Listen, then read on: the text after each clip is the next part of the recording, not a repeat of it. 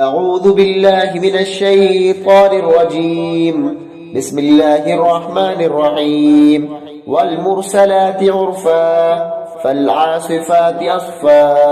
والناشرات نشرا فالفارقات فرقا فالملقيات ذكرا عذرا أو نذرا إنما توعدون لواقع فإذا النجوم طمست وإذا السماء فرجت وإذا الجبال نسفت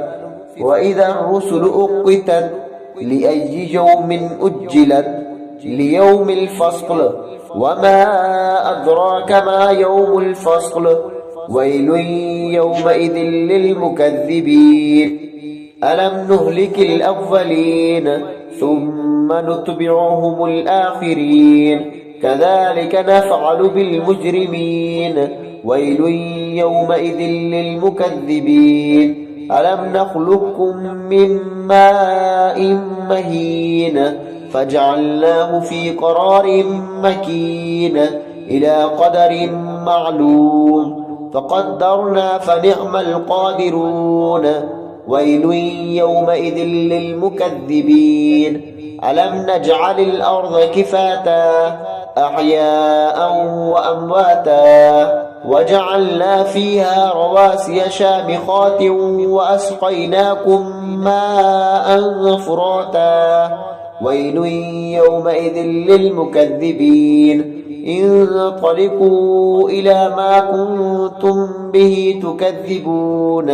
انطلقوا إلى ظل ذي 3 شعب لا ظليل ولا يغني من اللهب إنها ترمي بشرر كالقصر كأنه جمالة صفر ويل يومئذ للمكذبين هذا يوم لا ينطقون ولا يؤذن لهم فيعتذرون ويل يومئذ للمكذبين هذا يوم الفصل جمعناكم والأولين فإن كان لكم كيد فكيدون ويل يومئذ للمكذبين إن المتقين في ظلال